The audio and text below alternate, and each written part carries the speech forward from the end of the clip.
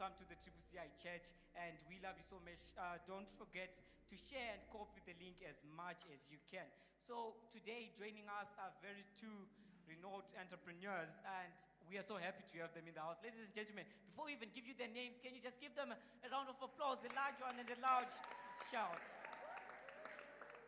So joining us today for the first presentation is going to be Mr. Blessmore Gwinjere, who is a prominent decision maker in the digital financial services space. Blessmore is a leader with regional and international experience. For over a decade, he has operated successfully in the banking and fintech sector as business manager, including Cassava Smartech, and covering the rest of Africa, where he worked with dynamic teams from diverse cultural backgrounds in different markets, spanning from Southern to Western Africa. Underpinning his strong passion for innovation, his desire to bring inclusive solutions to experiment and disrupt the status quo. Key elements are also rejected through playing a leading role in Old Mutual Fintech business, Sasai Project, Sasai Fintech, digital microcredit platform Stewart Bank, value-added services, corporate finance, and treasury management at CPZ. With passion for innovation, he strives to push the boundaries of what's possible in the digital economy and small business growth. If you want to talk about digital transformation, business growth, creative thinking, and operational leadership as well, he would love to talk about it, and that's why we have him in the house. He is also passionate about changing and impacting lives. For those who play golf, this is one man you should talk to after this service, because guarantee you he's one of the best golfers around Zimbabwe. We can even say that. Okay, so let's just say he's better at digital than he is at golf. So ladies and gentlemen, Mr. Blessmore Gwinjere in the house, as he's joining us to give us the first presentation, and then we'll have a panel talk afterward. And one more interesting stuff I just received from the ladies, he's a sardop of the church. Thank you so much.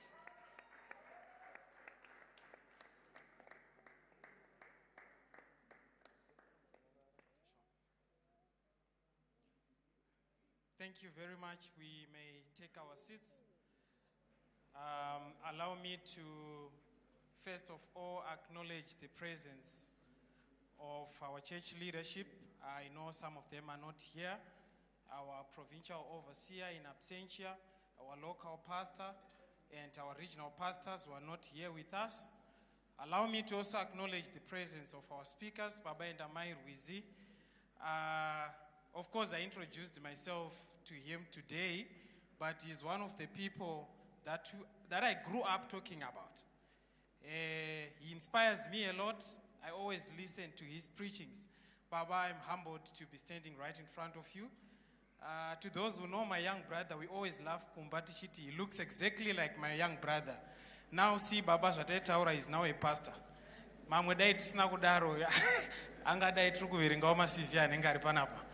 Allow me to also acknowledge the presence of my wife, Dr. Audrey.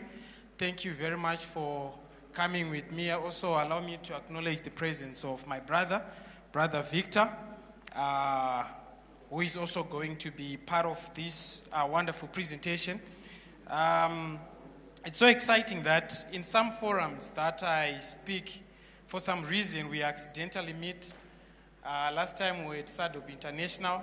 We were presenting on business, and today we are here at CCI. So I'm going to structure today's conversation into three. When the organizing committee of this conference called me, I think sometime 2 weeks or a week ago, they told me that we need a presentation on business, which is quite a very wide and a very big topic talk about. But I then thought that, should I do a deep research about business? If I'm going to do that, we have got a number of people who are here. Some are still in Form 3. Some have got 6 master's degrees. At the end of the day, I might lose the one who are in Form 4.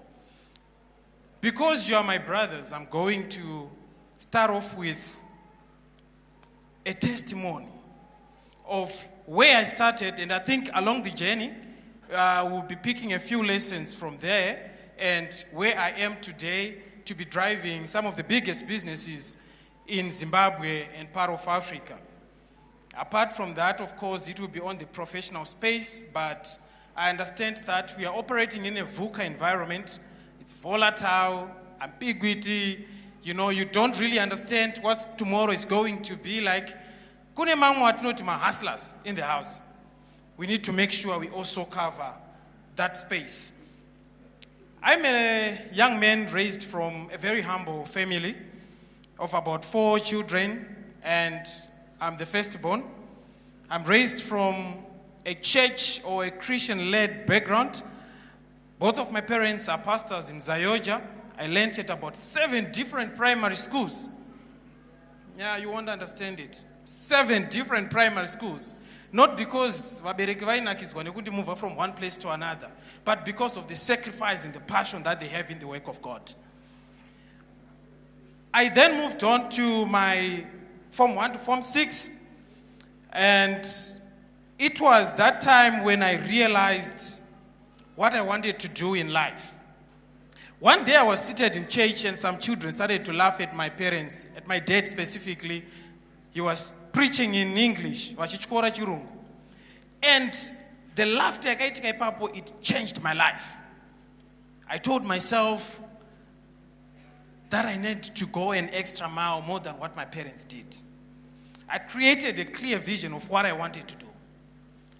And when I looked at that, I remember I was one of the hardest workers at school, reading from around 6 p.m. all the way to around 2 a.m. That used to be my daily bread. My parents used to feel for me so many times, but I used to tell them that one day I must be speaking in English. One day my young brothers must be speaking in English. I need to take care of them. And then I started to realize my passion around business, right? Some teachers used to tell me that, you know, your grades at college, they are so good, you need to be a science student. I tried that, but I failed. Allow me to acknowledge the presence of our Bishop Mpanduke. Thank you. From there, I then moved to college. I remember I then met one of the bank executives at AFC Bank, who is now one of the leaders at Meborain district, who is called Babam Davano. I went to him, I told him that I want to be a banker just like you. And he said, let's look at the qualification. What are you doing at school? I said, I want to do a BCom honors degree in finance. He said, no, you're good to go. That's one of the best decisions that you've made. At college, I think I was one of the best students as well. Not because of my intelligence, but because of hard working. The reason why I'm telling this story is that I also cover some of the young people who are still at school in this house. It won't be fair to speak about business, about digital transformation, to someone who is still in Form 3. So I didn't achieve this just by going to school and listening to speakers, to teachers. It was a painful journey. Most of the times when I tell my wife how I used to read, you start laughing. Yesterday I even arrived home, what time? It was 2 a.m. She was angry at me. I was at work. You might not understand that. So, from college, I think I then finished off. I did my master's in degree in finance. I then spoke to my parents that I want to proceed with education. And what they told me was, you need to start to go to work. But my vision was to create my own company. And I thought that I wasn't educated enough to be there. But what I ended up doing, I remember that was in 2016, 2017. When the government of Zimbabwe introduced Command Agriculture. I went there as a young person. I met one of the ministers in Gutu there, and my parents, they were overseers that side. The minister saw the passion that was in me. I think you're understanding this journey so that we start to pick some lessons from there as we go. He understood the passion that was in me. And he said, it's very rare for a young person to say he wants to do agriculture. So what do you have? I said, I've got a car that my parents was using. They sold it, and then they gave me about 1,000 to start a business. Because I used to nudge them that I want to start a business. So here is what happened. They were then transferred back in Harare, and then I found a farm in Chegutu, 10 kilometers from Chegutu, about 10 hectares. Ndigari Machibage. I went there with one of, we live, you know Sadop. Tikangona kuti ereda vari padhuze namudhara tinovashandisa. So takaenda tikati elder, I want to be a farmer. So he used to go with me at that farm. He used to be a domain. And I managed Kurima in Chegutu, about 10 hectares.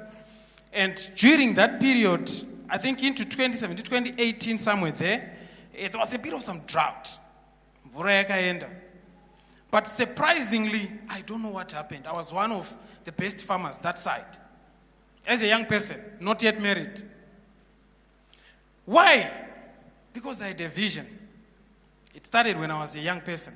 And the beauty about this conversation we are having today is that I've got young people that are in the house, and I'm happy that it's not yet too late to start making a decision, because someone has come to speak to you today so that we can change your life at this stage. Some of the people, they're actually struggling. They are now old. It's difficult to change some of the decisions that they've made when they were still young. And that's the reason why you are in Zayoja. Regayavati Zayoja, Musha. From there, I was recruited by CBZ Bank. I met one of their agri-yield managers. I was there in Chegutu. He gave me a job. I worked there for about a year. And surprisingly, the CEO during that time, he liked me because I used to ask a lot of questions because I was so passionate about what I wanted to do. I spent almost a year there, and then I moved on to Stewart Bank. I started off as a clerk. I think I was getting about $150, if not $200. And I was staying in Chitungwiza. Maria Pereira ku transport. Handina side hustle. I'm trying to introduce the professional world and the side hustle. We are getting there. So I then started, remember I had a background in agriculture. I then started going to my rural areas, buying maize, and then selling to GMB. So what I used to do is I would wake up in the morning, about 4 a.m., drive to Marondera, and then just go and check with my guys. 8 o'clock, my clothes, they used to be in one of the offices at Stewart Bank. 8 o'clock, I'm there, I'm changing, the pindam suit, bandavakumunda maxen. Not to say when I was there, I was just sacrificing my professional space. I used to perform like no man's business. Up until a point when I was identified by then the CEO was Dr. Lance and said, I want you to go through a management, graduate management program. I said, I'm happy to do that. I went through the graduate management program, and I managed to be appointed after the program. I think it was 1.5 years to be appointed a corporate investment manager under the CIB department. But remember, my passion then changed during that period. I then started to see a lot of opportunities around the digital space. You remember during that period, that bank, it was one of the biggest banks in terms of customer base because of some of the innovative digital products that we were doing during those periods. So I started to lead the digital microcredit solutions, and I was appointed one of the youngest managers within Stewart Bank. We then started another project because Dr. Strive was so passionate about Africa. He said, I want young people to start to work on a Pan-African program, which was called Sasai. An African super app. Those who have visited China, you know there is WeChat. Because most people, they were afraid to start that project because if it fails, it means they will lose their jobs. I said, I want to start that project. I started that project with now the CEO of First Capital Bank. He's called Mtapera Mshoriwa. He's also my mentor. When we started that project, we were about 4 people. Within a space of 7 months, that business started to grow. And we registered close to 3.5 million customers across Africa. The shareholder was impressed. And that young boy who learned at 7 different schools, his name started to pop up at high level. Blessmo Gwenjeri. When they organize meetings, they'll say, where is Blessmo? Because whenever I used to speak with passion about everything that I was doing. We moved, I think we started as 3 or 4 people, but as time goes on, the business grew, and it had a staff complement of more than 150 people. And I was given the responsibility to look after innovation and strategy for the rest of Africa, including the OPCO markets, working hand in glove with the COO.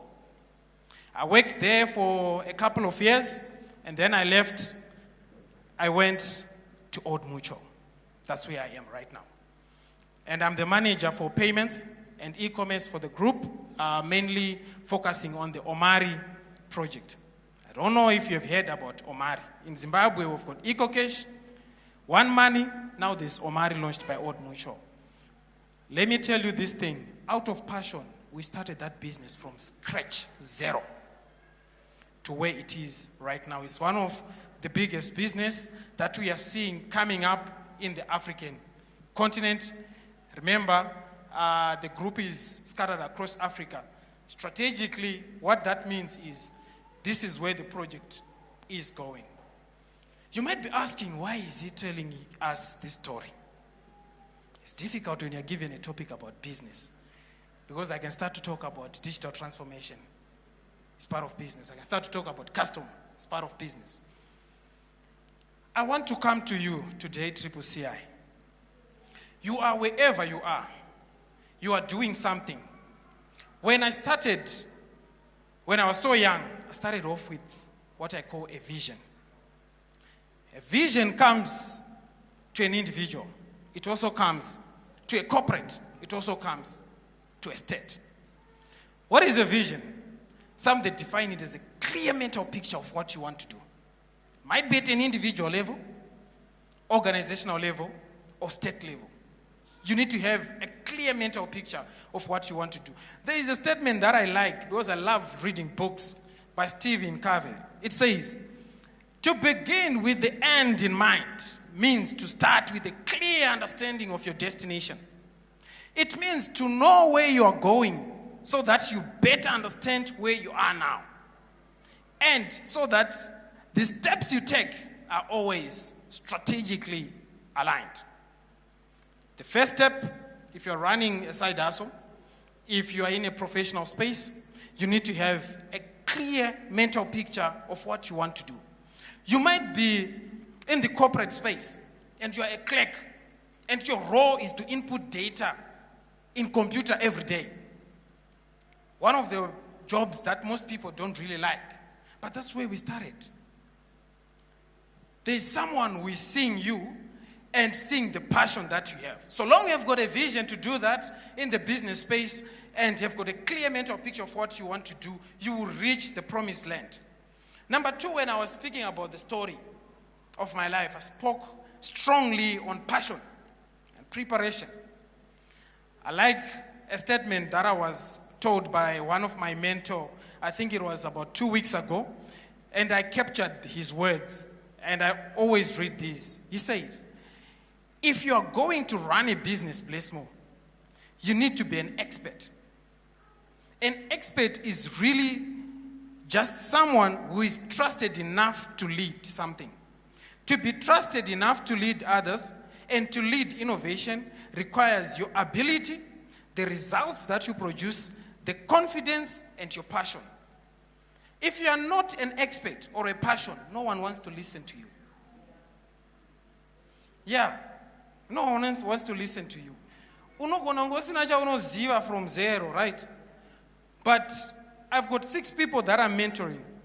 But the way they call me, but at the end of the day, I start to see the passion that they have. And today I've started to allocate some of my time to say, on a daily basis, at least 1 hour should be allocated to mentoring these young people because they've demonstrated passion. Right? One of them called me and he said, I was reading in the newspaper and there's shortage of cement. Young man, so what do you want to do? Do you want to open a plant here, cement? And he said, no, I want to import cement. I was speaking to my brother in Zambia. He said cement is hovering at around $5 or so. I helped him through some of the partnership and relationship that I had. I helped him and I connected him to one of the guys that was processing my licenses as cement. He did his first execution. I got no microfinance, but not Tora Mari, but not Tora cement from Zambia. Cement, I got no perra muchinoyum. As we are speaking, he is now expanding his business from cement to also focusing on the meat business. But here is how it started. Passion and aggression. Most of the time when you demonstrate that, even myself, I always want to repent. This young man, I don't open what do you call this? A plant here cement. Yes, so look at him. I think he's now making more back than myself. So you need to have that passion. I also spoke about one of the guys that I worked with, who is now the CEO of First Capital Bank. He's my mentor. As someone who wants to penetrate and grow in business, whether professionally or on a side hustle, you need a mentor. There's a statement that says, a mentor empowers a person to see possible future and believe it can be obtained. Remember when I started, I was talking about Mr. Mdawan. I went to him, I spoke to him, I used to nudge him to say, how did you get where you are? Now he's an executive, I always look up to him. In life, you need someone that you look up to. Whether you are a senior manager at your organization, you are running your gold business. You know, I spoke about the VUCA environment in Zim, right? Today, the rate is, you know, RBZ doesn't want this. It's XXX, and tomorrow it's XXX, right? Ukapu some Zim, you know, pay right? So you need someone that will help you as a mentor to say, young man, this is how you run your finances in the business. If you are a professional, this is how you handle yourself. At times, in the professional space, but you can't do that when you don't have a mentor in business. So I just thought we need to understand those personal things before we speak directly on some of the business to say, how do you then grow in business and how do you then sustain yourself, whether professionally or as an entrepreneur? One of the side hustles that I did with one of my friends, you remember when the devolution came in, most of the city councils or rural district councils, they were now allowed to buy their own machines and then they do their developments in their own areas. So I identified an opportunity during those days. And it was so fortunate that I was part of the team that attended the Zimbabwe-China Business Forum in China some time back in 2019, 2020, somewhere there. I identified an opportunity in trucks. We started importing trucks to supply in those areas. It was quite a big business. At some point in time, I decided to say, you know what, let me leave the professional space. But when I looked at that and my vision and passion, I said, let me maintain the two. It was quite a journey. Even when we started the Omari project that you're starting to see across Zimbabwe, it was out of passion. I didn't go there to Old Mutual just to get a salary. I was full of passion and aggression. And today when you look, part of the business that is within my space is one of the biggest. That can be achieved without passion. But you need to understand a few things before I leave this space. What you need to be successful in business, whether you're a professional or you're a side hustler. The first thing is market research. If you read the book that was written by our father about talents, I like the first section of the book. It tells us that people need to understand how to do their businesses and also how to be entrepreneurs. To understand how you run the business from the profit and loss up to even creating the balance sheet. But you can't achieve that without understanding the market research. So as a business, as an individual, you need to understand your market. Of course, there are specific things that we can speak about, your SWOT analysis and all those stuff. Today, I'm not in the business of being too much deep around those things. But you need to understand the economy that you're operating in. You need to understand the people that you interact with. Who are your stakeholders in the business? Let me speak to the first vertical of the professional space. You also need market research before you move from one company to another. In the world of today, people are, especially young people, I used to do that. I need money. I need to move from one company to another so that I get more money. But it's more than that. Research tells us that you need to be in a company that protects your psychological mindset, right? You also need to be in a market or in a company that cares about your personal life. You are there, the email that I sent yesterday. Even they will just leave you there. But even when you make that decision to move from one company to another, you need to look at those things. Do your market research. Who is going to be my leader? Who am I going to be interacting with? Who are the stakeholders for this company? Who are the shareholders of this company? It's very important. Let's move away from just looking at the salary. But you also need to do your strategic market research. Most side hustlers, they are losing the game because they don't understand the market. Munhu angonzwa kuti kurugadzirwa marodhi munalo magundi. You are there. You don't have even the technical know-how to say, as an engineer, this is what's supposed to be done. Who do I need in my business? Of course, you might be having relations to say you can get that tender. But you need to understand your market. You need to understand what you're doing. I also recommend people to say, on a daily basis, make it a point. If you're here, please write this down. Make sure on a daily basis you read a newspaper, right? So that you understand what's happening in the market. Number two, you need to understand what we call the art of execution. I would want to recommend a book called The 4DX Model. It looks at the vision that we've spoken about. It speaks about how do you achieve certain things in life from the lead measures and the lag measures. What is it that can derail you from achieving what you want to do as a business person? It's called the 4DX model. Also, I would recommend a book called Atomic Habits. It tells you to say every morning when you wake up, as you execute your things, the little things that you do on a daily basis, they will reach you to they will take you to a bigger picture of your life. So you need to look for those two books.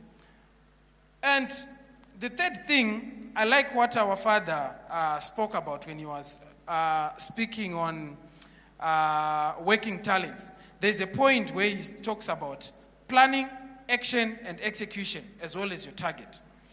You also need to be a person that takes action. And then the third pillar, which is going to be the last one for me, is strategic partnerships and strategic relationships. Let me speak more volume on this. The structure of our Zim economy, even the African economy, when you go to South Africa, I know most of the people, they do business with South Africans. I won't be in the industry without any knowledge of who is there. I know most people, it's just my Christians. Let me debunk this. Tinoenda nemunama totaka nutunga, right? But at times, we need to be streetwise. I know person X does that, chakat, but andimzivi, right? But I know person A who knows person X. You need to be a person who is good at interacting with people so that you achieve what you want. Are we together? You might be here, and this point, if you were to take it even in the Bible, don't even look down upon anyone who is seated next to you, because you don't know the person that he knows. For me to be here, at times it wasn't, right?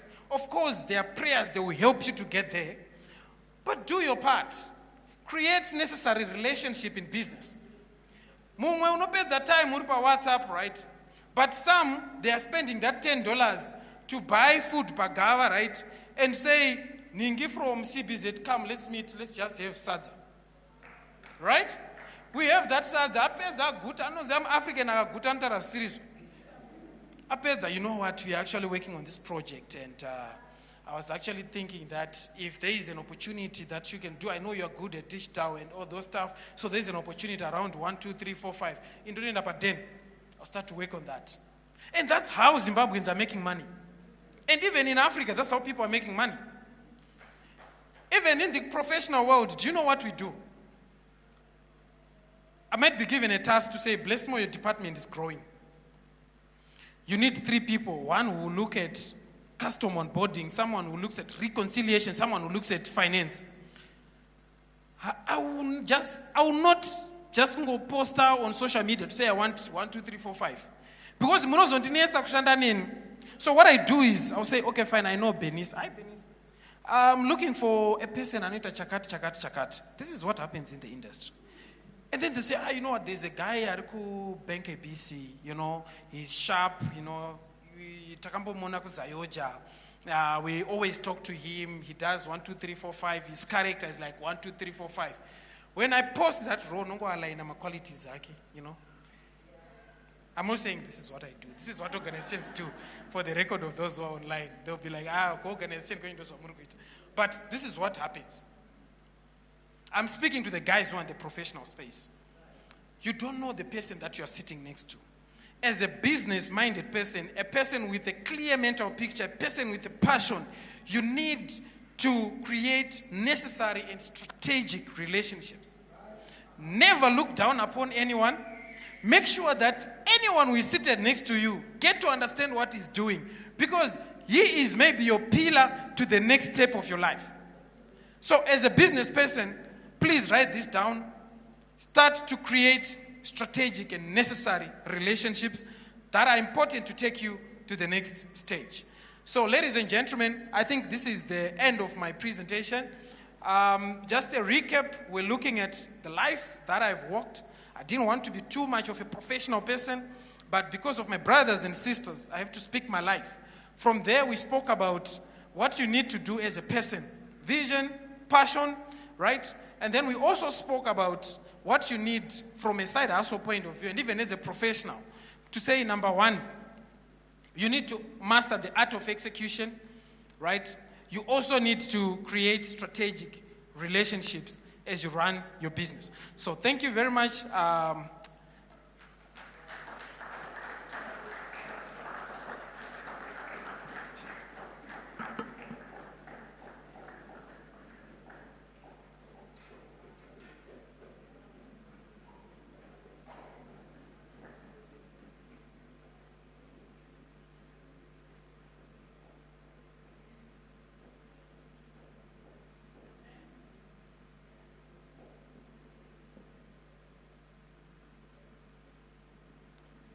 Truly, that was beautiful. Can you give us a round of applause again as he sits down and we get ready now? We are about to also go back there as they are removing the chairs to also talk about, you may sit down, to also talk about some of the things that actually happen, which are not on the book, on the computer, that haven't been planned, yeah.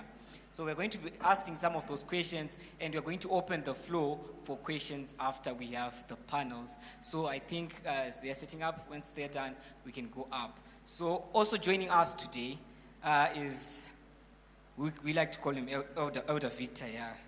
Is our very own. So I'll read his profile. Victor is the founder of Central Grid. Elder Victor is the founder of Central Grid, a renewable energy business propelled by its vision to power Africa's economic transformation sustainably.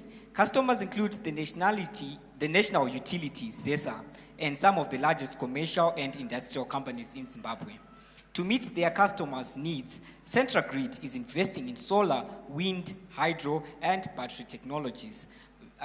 Elder Victor has a BSc from the London School of Economics and is a graduate of the Stanford Graduate School of Business. Saka we're just going to go up there and you can join us as we have the panel and open for discussion. And also, yes, you can join us too.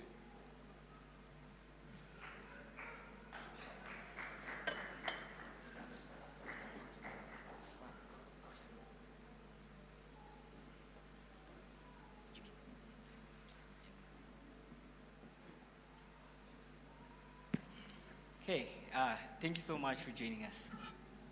Sema youth tinombo need motivation here and there kuti tinatsoona kuti tozvifambisawo sei, because it's really hard to be a youth without guidance, and most of the people your age did it without guidance, so it can actually be easier for us if we get guidance from you.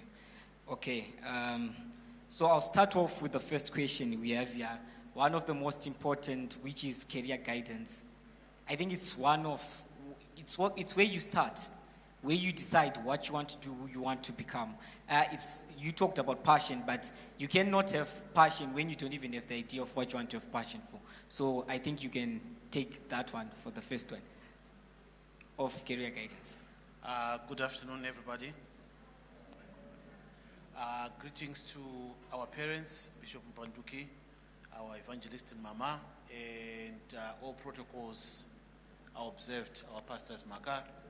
We feel very honored to have you, to leave what you're doing just to be with us. Our brother here gave an amazing presentation. I think we need to give him another round of applause as well.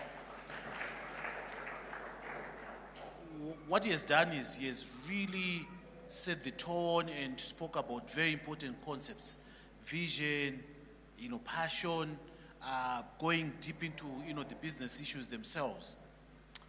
But the question is, what about your career?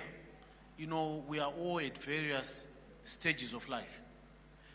I run a renewable energy business, okay? And one thing I can tell you is, when I went to school, high school, when I went to university, just like him, I'm also a SADOP. I didn't go to 7 primary schools, but I went to 4 primary schools. I went to 2 high schools. I went to, 2 universities, 3 universities, things like that. All because of our parents' work, because we had to change. But when it comes to career, I want to say something about, something that applies to me. We are now doing renewable energy business. I can tell you that by the time I went to school, renewable energy as an industry did not exist at all. But it is now one of the largest industries in the world, employing millions of people. And each and every year in renewable energy, we are investing combined close to almost $500 billion globally. When it comes to renewable energy, it is now the largest source of electricity in the world. Since the foundation of the world in the last maybe 10, 15 years or so, there is what we call 1 terawatt hour, 1 terawatt of electricity that has been deployed from renewable energy at a cost of no less than $3 trillion. But not even 10, 15 years ago, that industry didn't exist.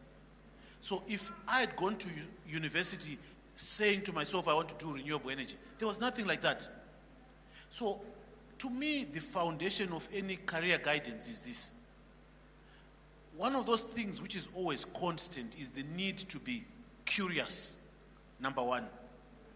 Number two, one of those things which is always constant is the need to be able to understand problems and be able to solve them.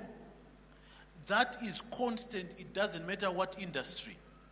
Right now, Blessmo would have told you, we are now at the cusp or the takeoff of things like artificial intelligence. The digital economy is taking off in a big way. There are so many jobs that are coming up right now that don't even exist. In fact, in the next 10 years, the prediction is that perhaps maybe half of the jobs that are there right now will not be there in the future. So how do you prepare yourself for that volatility in the careers market?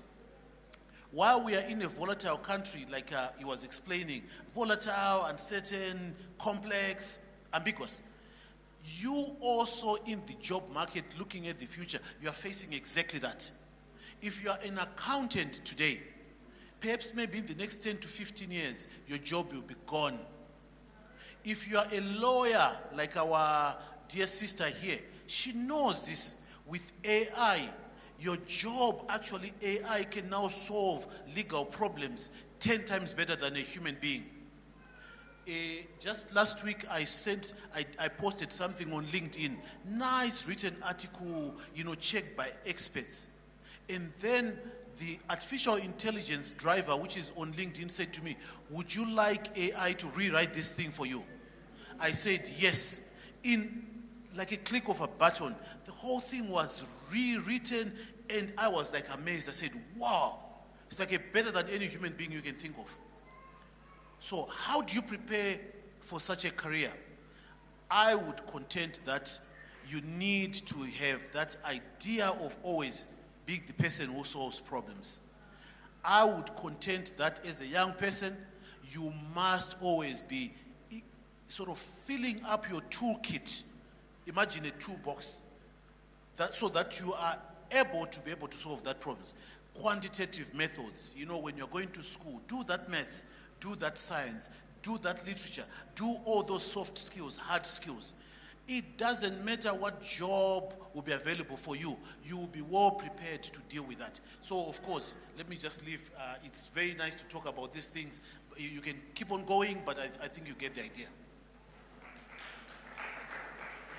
Thank you very much. I think just in addition, you touched on some of the things that I wanted to speak about. But I think before you spoke, I just write in my notebook to say disruption.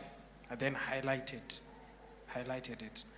There are some industries that are being disrupted, like what you were saying. And when you're identifying your career and where you want to go, you need to understand the level of disruption that's coming, right? Someone is busy, like what he's saying, saying, okay, fine, I'm focusing on this career. But when you look at what Elon Musk is working on, he's about to disrupt the market. Even when my undergrad degree was master's in, I did finance. I then did master's in finance and investment. I then did master's in fintech and digital banking. And now I'm finishing another one in strategy and innovation.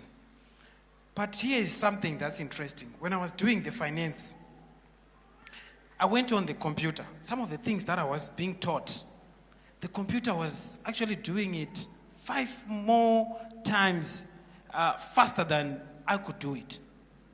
And then I started to ask myself some critical questions to say, so what value am I adding? I'm not adding value. I then started to divert, focusing on the digital, because he's speaking about AI. Digital. We are talking about ChatGPT. At times, I'm not advising you not to attend lectures because I'll be busy. But if I go on ChatGPT,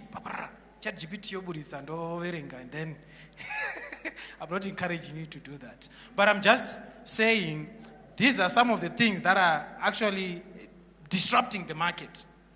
And you are working with a teacher, right? Face-to-face teacher, like Kumusha and all those stuff, right? You need to be careful with some of those things. Make sure, of course, it's a good profession, not to say it's a bad profession, but find ways to say, how do I leverage on technology as it is coming to disrupt my market? So if you're identifying a career, you need to understand the level of disruption that's coming in the market. And how do you identify the level of disruption? You need to be a person who's widely read on your area of specification. One. Number two, you need a mentor. I will repeat, you need a mentor. Thank you. Truly, that's beautiful, and we are learning a lot. I was also about to get to the AI, the artificial intelligence. It's truly disrupting a lot. Everywhere you go, it's AI. We can even have these panelists with your face, Elder Victor, with your face, yeah, and you would have said something like what you've just said. But you know what? I'll just put you on the spot here. We never know where this might go.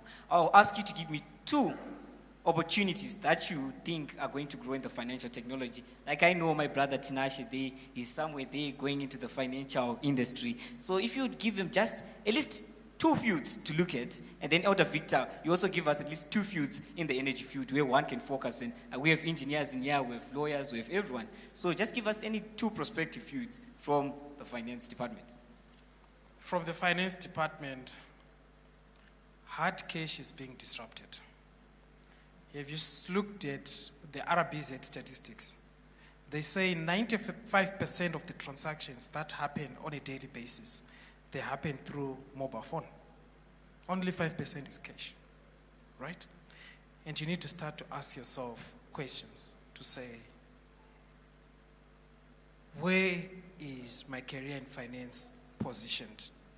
There's a lot of opportunity around the digital space, the mobile money, right? Currently, you can build a mobile money business. Look at Zimbabwe, there's MyCash. We're talking about Omari, we're talking about EcoCash.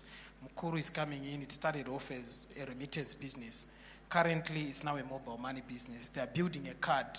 You know, there is now a card that you can use here in Zimbabwe, and that same Visa card, you can use it anywhere else across the world. There's no need for cash.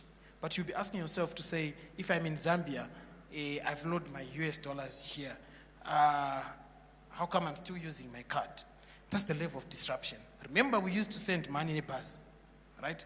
And those bus drivers, someone wished to be a bus driver. To say, from one point to another. Remember, there used to be a postman. I read the Bero Darat Chakura, where I know it's a Bero Pampa. But where is he? Disrupted. So there is an opportunity around the digital financial services. Also, there is an opportunity around e-commerce. Everything that's now happening, it's now happening on the digital technology. I've got a picture that I took when I was seated with my wife. I will read it to you, of things that happens on the internet in just 60 seconds. Do you know in just 60 seconds on the internet, they say more than 10,000 people, they get a job on internet, right? When you look at the e-commerce point of view, if you look at Netflix, right? Look at the level of revenue that they are getting, leveraging on e-commerce. So on the e-commerce front, there's an opportunity for you to reach places where you can't be. You might be driving your business here in Zimbabwe, a tuck shop, right? You can do it, but leverage on the power of technology. Put it online, see how many people are seeing your product. Some of the people, they're saying, I don't need to use a property in town. I can be home publishing my products to say, oh, look, I'm selling my jeans and all those stuff, but people can actually come to you.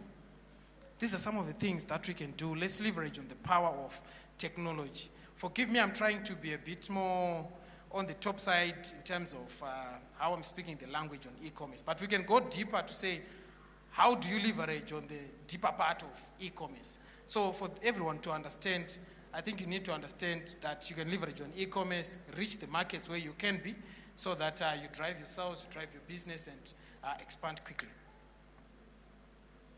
Truly, that's beautiful. I hope you learned something tonight there. Okay, so Elder Victor will go to the field of energy. Where do you think we can invest in and come to pitch in? Yes.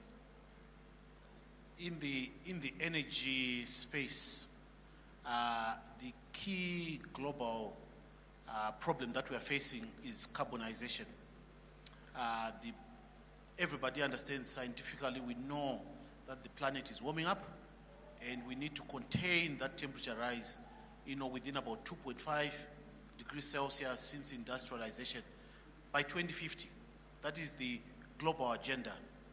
And the way to do that is through the use of renewable energy technologies. By renewable, we mean non-carbon emitting technologies, not gas, not like coal-fired power plants, but things like solar, wind, biomass, etc., because they're also renewables. Hydro. The opportunity space, just on this African continent, we've got a population of about 1.3, 1.4 billion people, of which about 700 million people in Africa, in our continent here, do not have access to electricity in their homes. So we're looking at more than half of the Africans born since Adam and Eve up to now. They've never seen electricity in their homes. That is where the opportunity is. And we need to bring them out of that energy poverty using the renewable technologies.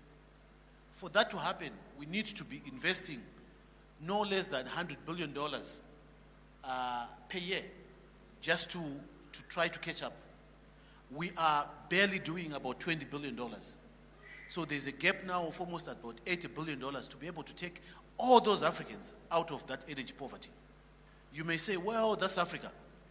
In Zimbabwe here, we have got a population of about 15 million, of which our electrification is about 80% in towns, people with access to electricity, and in the rural areas, it's about 15%. On average, almost about 45% of our people have access to electricity. More than half of this country do not have access to electricity. I know it may surprise you because you think, oh, everybody must have electricity. We don't have electricity. You can see, the power cuts and things like that. We need to be able to invest in that infrastructure. How do we do that? This is what we're talking about. We need all sorts of skills to be able to do that. To work in renewables, you don't necessarily just have to be an engineer. We need people with legal minds, we need environment, we need finance, we need admin, we need engineers. We simply need problem solvers. I can take this opportunity to invite you all to the renewable space. Believe me, all of us here will find space there, and there's more than enough. Thank you very much. You heard it for yourself. There's more than enough space for you in the renewable field of energy. So on the spot here, I just received a suggestion. Kuti, we can only talk about this, but we also have a guest who's a doctor in the house, Dr. Gwejere. So this question goes out to you. What can we get in the field of medicine? Tinokwanisa kuita sei? Tine ma-opportunities api? Tine risk yekuti ma-robotics ndo achange achiuya achizoita ma-operations edu zvatachiita. Toita sei? Toenda kupi kwacho?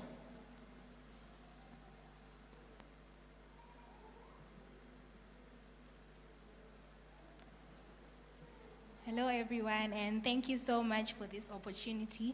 So if you're in the medical field, you can also think of something that you can do. You can't just be going to the hospital every day and just getting one basic salary. Like recently I thought of an idea that I can put my work, and I can create a website, put my work, put my details, and then people can just go to the website, make an appointment, tell me their symptoms. Okay, today I'm feeling this, this, and that. And then I personally go to their place and make a home visit.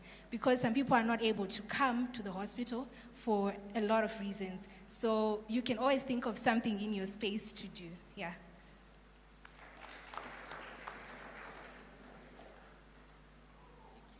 So truly think of something in your space to do. If you're a farmer, some people can't come to your farm. You have to get to them because of their personal reasons. So whatever field you are in, just think of something in your place to do. So moving on to the next question. We have talked about ideas. We have talked about going to the world of renewable. But the issue with us, the youth, is the question keeps on coming and coming back. But we need your advice. Fundraising. Tanzwa takatanga ne 1 bapiro and 10,000 and stuff like that. But tell us, a proper resolution on how one can fundraise something to become something great? Thank you very much. At this point, I will use my hardcore finance knowledge, but of course, leveraging on some of the things that we're seeing in the market. Yeah, there's a lot of opportunity. Yesterday, I was looking at a report, the last report that was written by RBZ on the microfinance industry. The microfinance industry now has got 179 players. All these players, they've got specific businesses that they focus on funding, right? And when you look at that, they're trying to drive their business, but of course, with a strategic focus on small to medium enterprises. But what then remains important to an individual who wants to drive an idea is you need to identify a proper financial institution that can help you.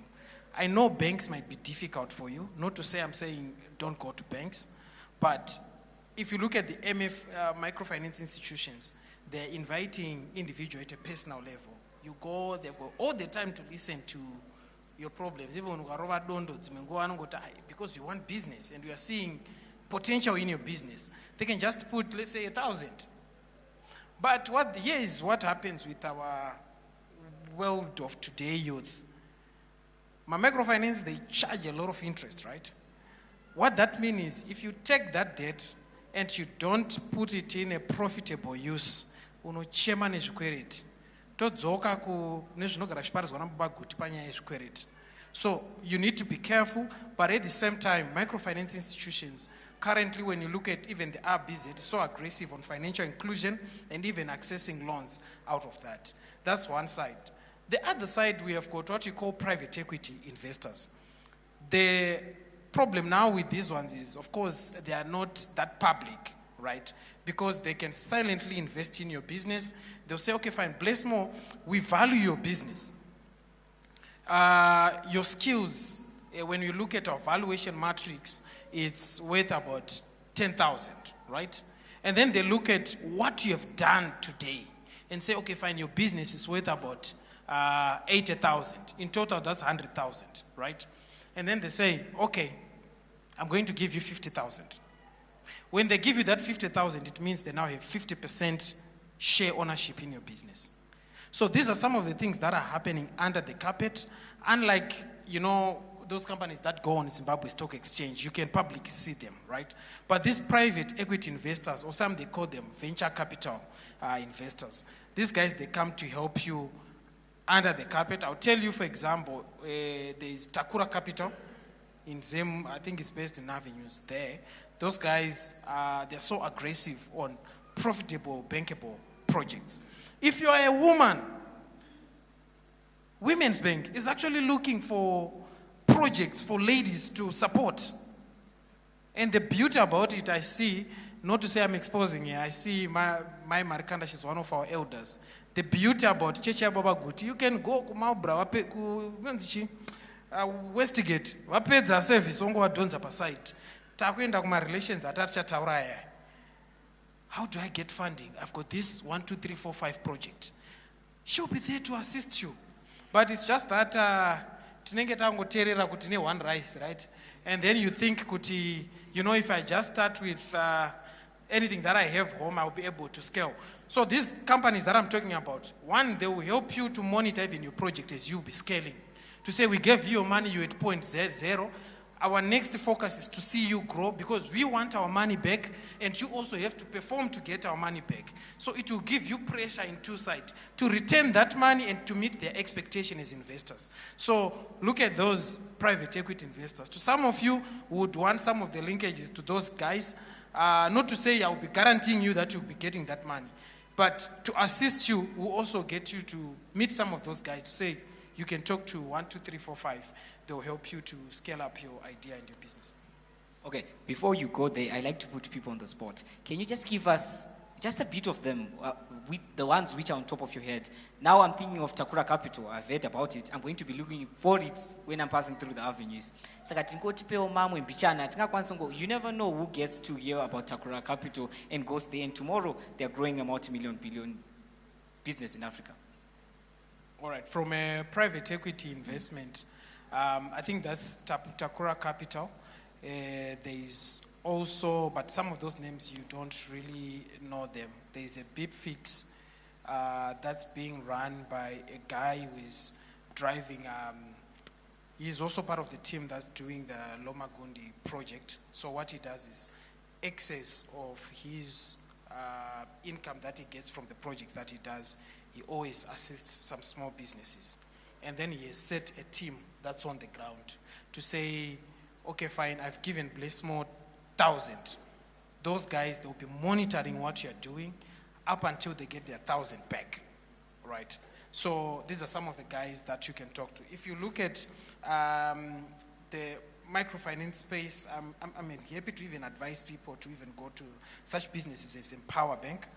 These are businesses that have been strategically positioned by the government to assist the youth, right? And we've got a couple of guys that are there and that are leveraging on that funding. Make it a point to read the newspaper on a daily basis. This is where these things are positioned. But if we spend most of our time on WhatsApp and all those things, we might be skipping like these ones. There's Empower Bank. I've spoken about 2 ladies. There's Women's Bank. Some businesses, they're actually running a promotion. I think it was for March, the Women's Month. They're actually supporting businesses, including your FMC Capital. So those are some of the businesses that you need to leverage on. Elder Victor, would you like to add on the fundraising? Okay. Thank you. I'm not much of an expert on fundraising, particularly for, call it the small to medium enterprises. My expertise in fundraising is for the large infrastructure businesses. So throughout my career, I've worked on projects that have raised more than like $6 billion of actual money, debt and equity. And also even in our business, we've now raised more than $100 million, some of it from Old Mutual, from local pension funds, etc., etc. It's nice to talk about how much money we've raised.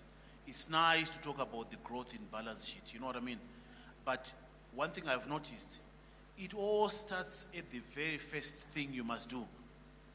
What is your product, okay? And with that product, who are you selling it to? Has it been accepted by a segment of the market out of the total large market that you have? And we call that product market fit. It means product yo yagamuchirwa na somebody. Panotovaneka mukachikamu ke business ke market kakuta say karukutenga your product.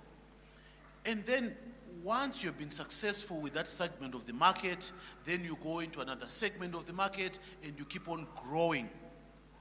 For you to now really, really grow, that's what my brother called scaling. That's where investors come in. But they never really come in, too early.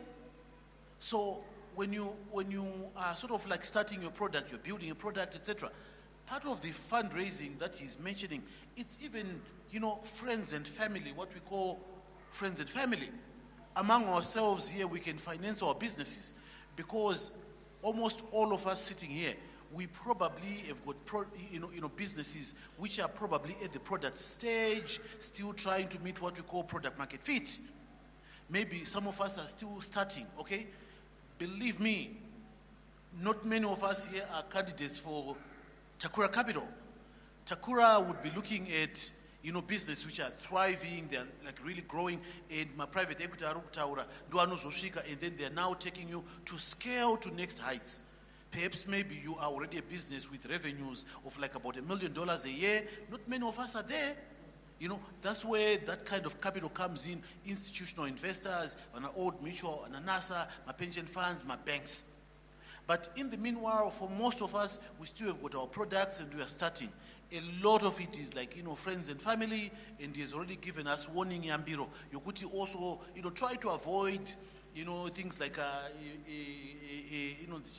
credit finance, microfinance, zvimbadzo zvya unogona kurohwa mari imwe yokuti business robva ratowira pasi.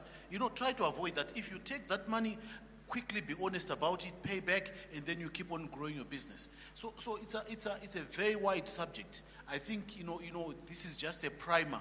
What is important is that after, if you've got a business and you think you need financing, sometimes you actually don't even need financing. You need certain knowledge. You can talk to, our brother like, Blessmore. They will then, advise you at the stage of business where you are and the kind of financing that you may need and the kind of financiers that will be able to support you.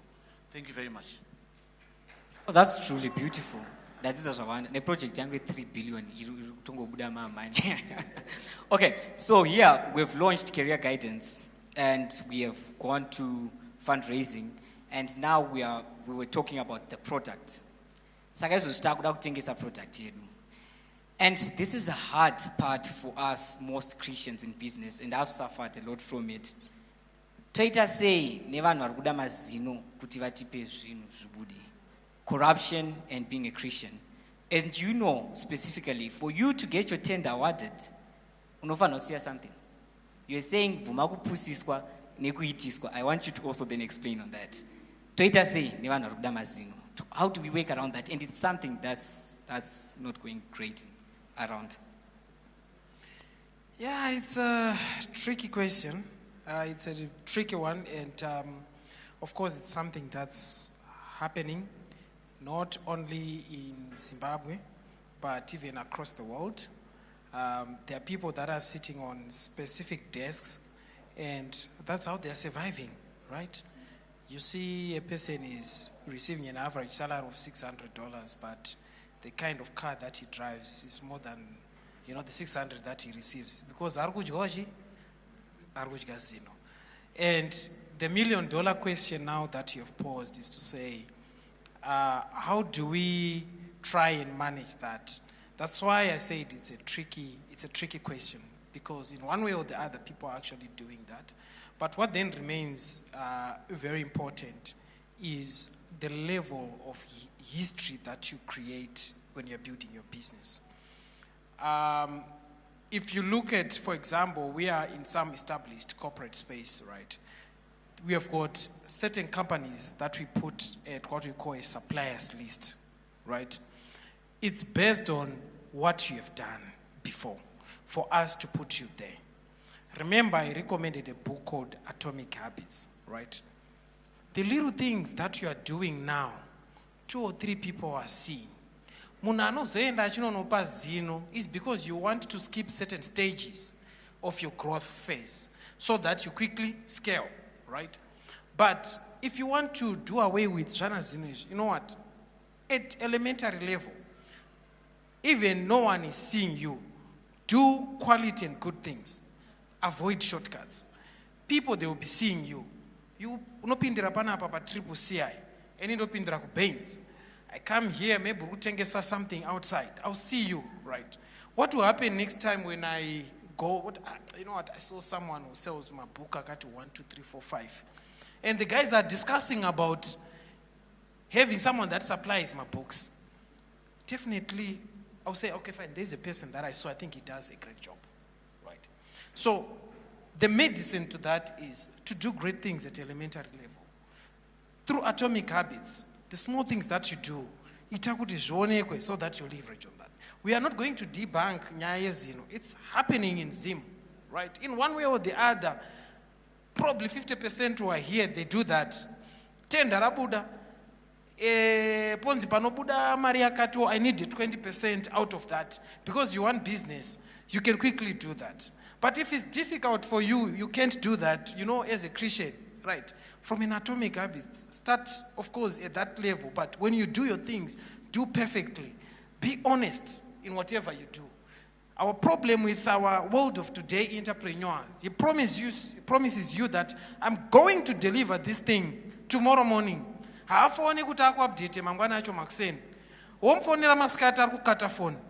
Following day, I ask to dial phone online update my status. This is how we kill our businesses. Take.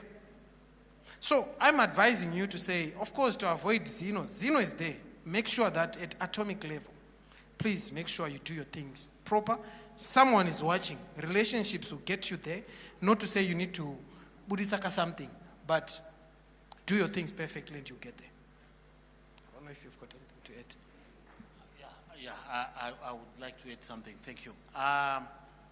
For us, when it comes to the issue of bribes and corruption, etc., as a business, right from inception, we took a decision. We said, number one, we cannot afford to pay bribes.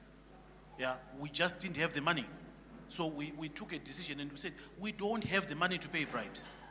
That was our number one issue. And then the number two issue was, we don't want to pay bribes. So there were two issues. We don't want to pay bribes, and number two, we don't even have the money to pay bribes. So it has always been our guiding principle that, right now maybe we can afford to pay bribes, but the guiding principle, we don't pay bribes, it's still driving us. You have to make a decision right from inception. And believe me, the temptation to do that is there. Because you probably would see things could actually move quicker. But you must make that decision upfront. We are not going to pay bribes. When in our business, when you're doing renewable energy, one of the first things that you must get is like land, large tracts of land. It's so difficult to find land. You know what I mean? It's so difficult. You'll be tempted almost to try to, but we are happy to wait 2 years just waiting for that. We are happy to wait for 18 months for licenses and permits until things are done. We never induce, decisions by paying bribes. It's a decision that we've made.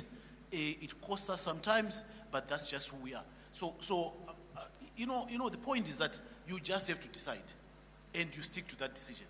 If you really want to be the person who pays bribes, fine, but you can also decide, we don't do this. And it can be painful. It can hurt you. We've had examples when Mashibati was on Pama border. It's because we import a lot of equipment all the time Pama border.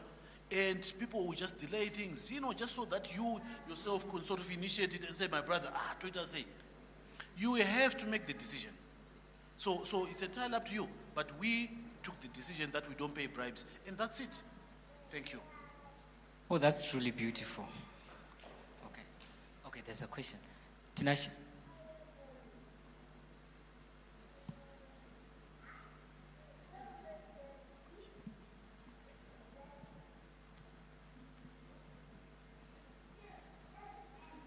Thank you so much for the amazing answers and the amazing presentations. I just wanted to add maybe two things to the Zeno issue. First thing, add value to yourself. Whatever it is that you're doing, do it with so much excellence.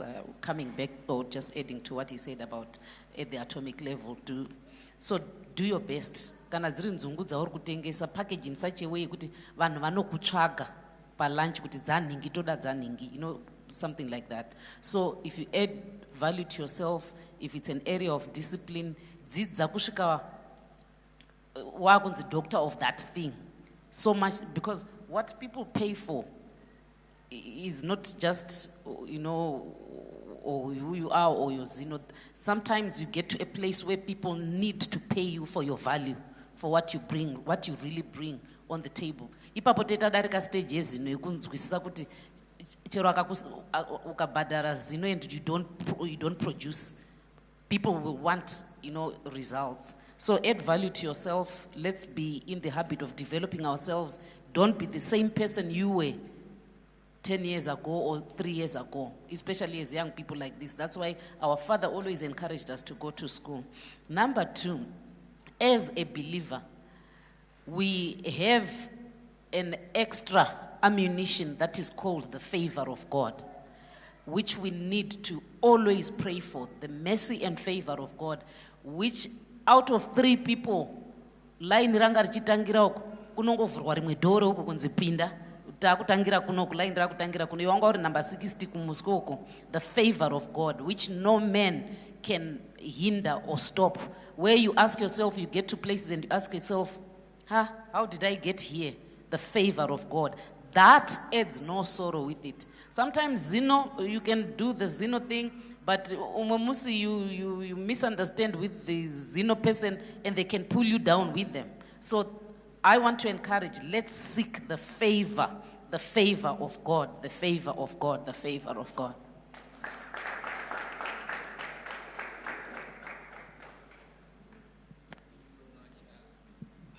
Thank you so much, Mama Day.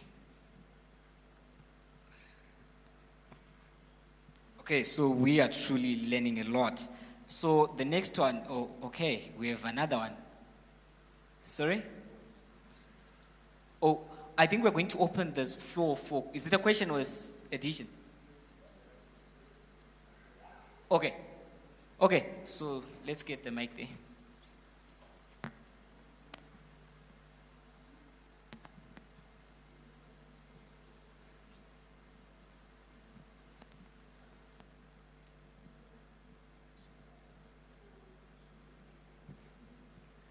Okay. My question is, so companies now, they are the gift giving policy, probably under corporate governance. A good team, maybe someone is just appreciating how you have done your work. So an instance now comes when a supplier just appreciates you for probably catalyzing the process of them getting a business. So we want to understand, if someone appreciates me for doing my good job, is it a bribe, or maybe they are just appreciating me for doing what is right? Because maybe you are good. You used a fancy word, catalyzing. Don't get a process step fast. Yes, so I want to understand if it's a bribe. Maybe next time when we are going to give him if they want a business again, they are going to just say, no, Tawana, last time you did this, maybe I'll cut you, not cut you, I will appreciate you with maybe 1,000. Thank you, Chairman. Typically, in well-structured organizations, there are policies, that govern, gifts, receiving gifts. Any gift, usually, $25, for example, is going to be declared or rejected and sent back. So a bottle of wine, a diary, a pen, chocolates, whatever, it's fine, it's declared in the register. But kana wakupiwa motor, for example, kana wakupiwa $1,000. In well-run companies, that is absolutely not tolerated at all. We don't even receive it. You can declare it, but we don't even receive it. You must take it back. So that's actually how it happens. Again, to avoid even the appearance of bribing. It may not necessarily be a bribe, but the appearance of it is bad enough. Again, we come back to that decision. If you are taking a company taking bribes, please go ahead. But if you are not, you just must actually be upfront and say, we in this organization, Mama said it, we are children of God. It's incompatible with children of God who are in the kingdom of God to be taking bribes. As far as we're concerned, as God-fearing people, we do not do bribes. It's a decision. And like I said, it may even cost you. It may harm you. It may delay you. Because you are also in the world. But you have to decide. And as a well-run organization, you must always have policies, to do with gifts and what you give, and many other policies, of course. Thank you. Okay, that's truly great. Here now we saw the zinoracho reportings, kunevano receive mazino, nevanopa mazino. So I hope you guys learned a lot there. Now, coming to conclusion of our discussion, personally, I want to get into construction. I have a landscaping company. I'll just put it here since I'm already here. We're working very well around with big brands around and around. But my question is this one is directed to you, Dr. Victor. How did you then get the chance to work with a large firm like ZESA and supply the national grid with electricity? What were the processes, and what are the stages we go through in acquiring a tender or something like that? Thank you. Yeah, thank you very much. Personally, I've worked in the energy industry practically my whole life. From leaving university, that's all I did. Working in an investment bank, doing energy projects across, with Africa coverage all over the continent. So I also came very much prepared, in that space. So preparation is very important.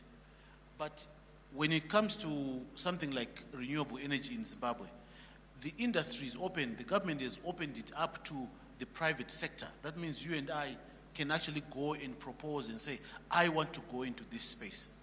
There are licenses. You've got to apply for a license. First of all, like I mentioned, like any renewable energy project, you must find land, you must do feasibility studies, you must then apply for licenses and permits. You must then, negotiate all the contracts with your customers like ZESA. You must fundraise, it costs a lot of money. You must go into construction, operations, maintenance, etc., etc.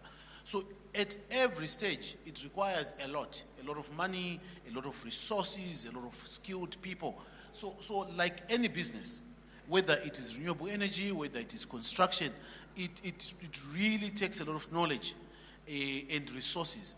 My advice to anybody is always when you are starting, because it's so difficult, do not set the bar too high for yourself. Kana uchita high jump, autangire kuisa bar pa 2 meters. Unotangira pa zasi panapa. And do the same in any business, whether you're doing construction, whether you're doing renewable energy. Make it easy. Your first step, make sure it is easy. Because it's always very difficult. So make sure your first step, you make it easy for yourself. Don't go out there and say, I'm raising $50 million. No. It never happens like that, no matter how much faith you have. Baba, our father, he taught us, even the blessings of God are always step by step. So what do? Do not make your first step the hardest. Always make it if you can reduce the bar as much as you can. Because it's all about getting into business, and then from there on you can always scale and scale and scale. In fact, that is actually how the kingdom of God is described. Whenever the Lord taught about the kingdom of God, he always said the kingdom of God is like a what? Like a seed planted in the ground, and it always grows. Night and day, whether you are sleeping, you don't know how, but it's growing. The kingdom of God is like a mustard seed planted, and then it grows. It's the same as a business, because the seed itself has got everything in itself to be able to be self-propagating as long as the conditions are right. It's the same with your business. Start with a product, make it as small as possible, get a segment of the market, make sure that it is working at that small segment of the market. Once it is working, then the next issue is what? Scaling it and growing. Exactly how it works, self-propagating. But don't make the first step the hardest. Make it as easy as you can for yourself. Thank you very much.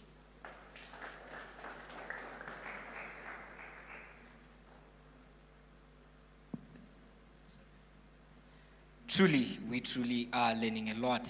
So this one is the last part as we are concluding, like I said the last time. Okay, this one is directed to you, Mr. Blessmore.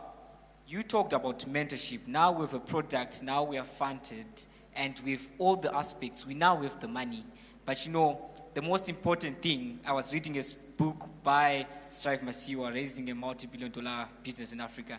He talked about financial literacy. So let's just get some stuff on the mentorship. Where do we get the mentor to give us these ideas and knowledge? Or what? Take us on that.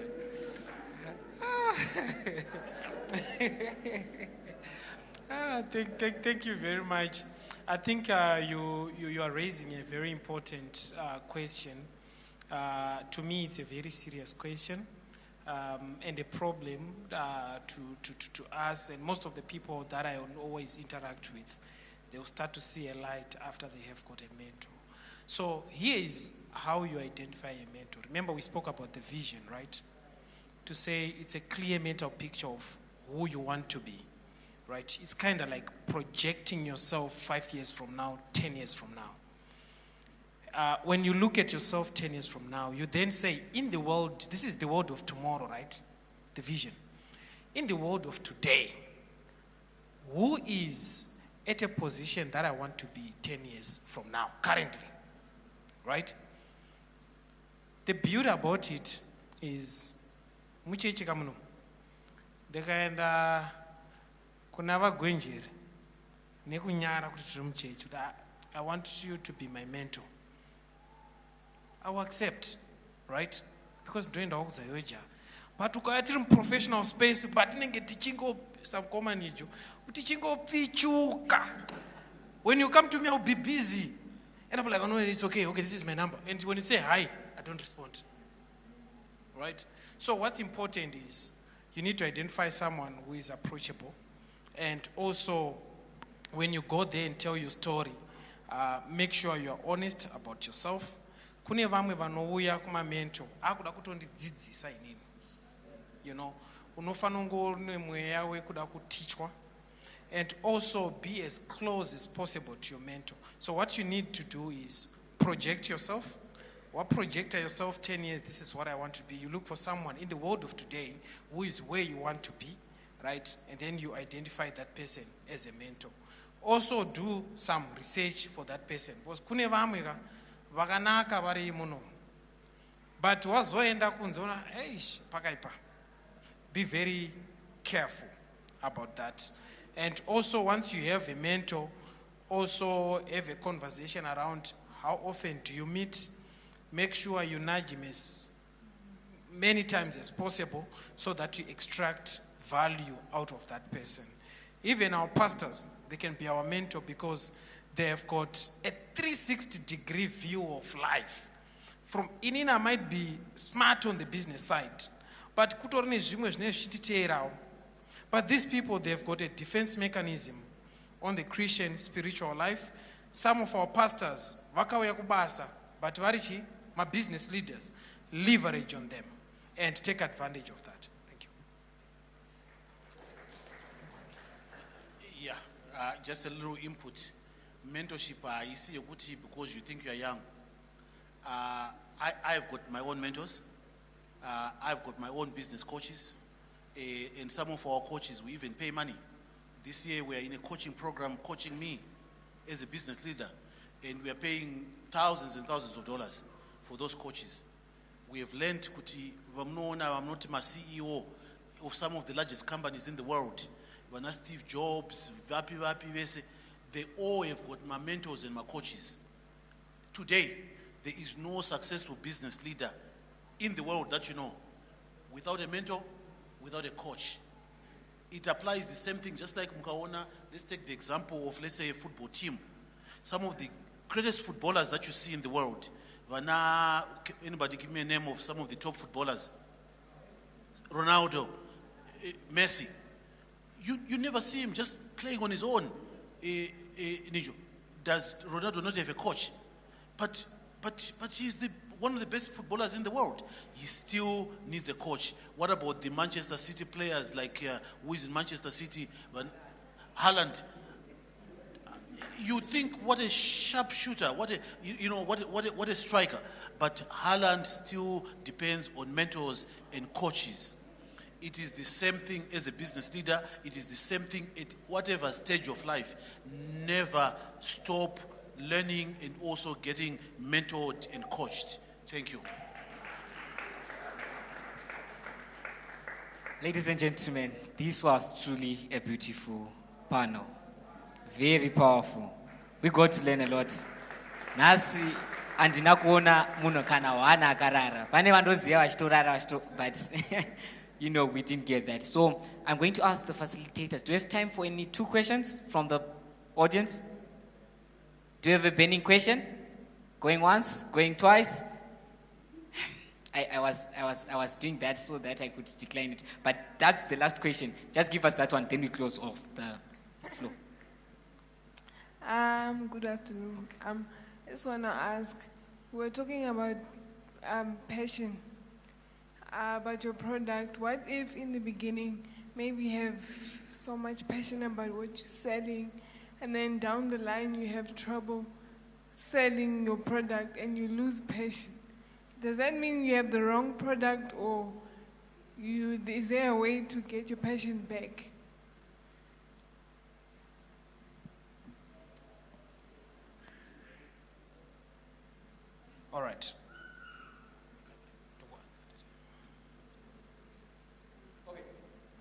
I think we can get all the questions once. That's the last one. Then we cover it up. Then we close off. Due to the time running out drastically, my boss there is already doing this to a face. I might get fired. Okay. My question is, Kuti, sometimes, I don't want to use the word to women, when you go and you ask for money, whether microfinance, bank, whatever, panaipa kunzi collateral, ina ndina collateral, ndina mentor wangu Elder Victor, wonditi collateral. Panofambiswa say, but nditori ne passion ichinhu chandoda kuita, ene ndotonyatsoziva kuti chinhu ichi chinobuda ndikachita mari inotouya, but handina collateral. Bank is saying I should have a collateral. Thank you. Okay, I'll just speak to. He said both. I'll try. On the dying passion, one thing that happens with passion is it will never be, when you start to execute or to practice your passion, it's not a straight through process. If you look at many books, they talk about the ups and downs of life. Even in life, you know, opora, osumuka, orwara. That's like passion, right? It's not straightforward. So when you see your passion dying at times, for me, some other books, they write that that's the right passion. When you see it straight, this is the end of the tunnel, it's straight like that, this is a problem. So at times, it's just be aggressive about what you want to do, because you know the end of the tunnel. Even when you read the book about the story of Strive Masiwa, he had passion in the telecoms and making lives better for Africans and even Zimbabweans. But if you read the elementary level of his business, he faced a lot of challenges. But did he give up? No. If you were to ask Nkoma Victor here, did he give up? But he's still here. Even in our business, so many times, business, but we kept on pushing. So never get tired. Just remain aggressive. And then about the issue to do with collateral. Look, this is the basic things about banks, right? Banks, they've got their own shareholders. If I am working for a bank as a manager, my role is to protect my shareholders' value. And I'm going to marry because I know you have to produce something.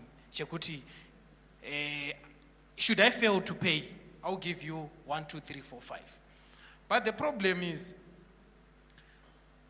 Mumatori in iPhone 14 Pro Max, right? Or 15 Pro Max, and you're saying you don't have collateral. You've got things that you already have, right? You can even start from there. Some microfinance, you know what? We can even leverage on the mobile phone that you have. An iPhone 15 Pro Max goes for about 1,000 something. Or going to microfinance, you are looking for $500. Really? So some of the things is look at what you have. But my brother Victor said a very important point to say at elementary level, let's leverage on friends and family. These people, they will help us to scale it, because the idea is still at its infant stage. Could you believe this? I'm going to make $1 million, right? You see? But what you do is, if you come to someone, you understand your behavior, how you do it, this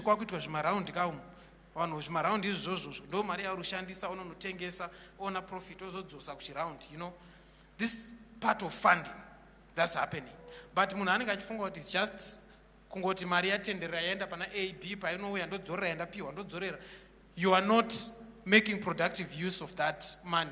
So what I'm saying on the collateral, if your idea is still at infant stage, please try to leverage on friends, family, even Marounds. People are comfortable to do that, but I also advise people, don't get in around and then but you are not what making maximum utilization of that money. So I think that's all I can say.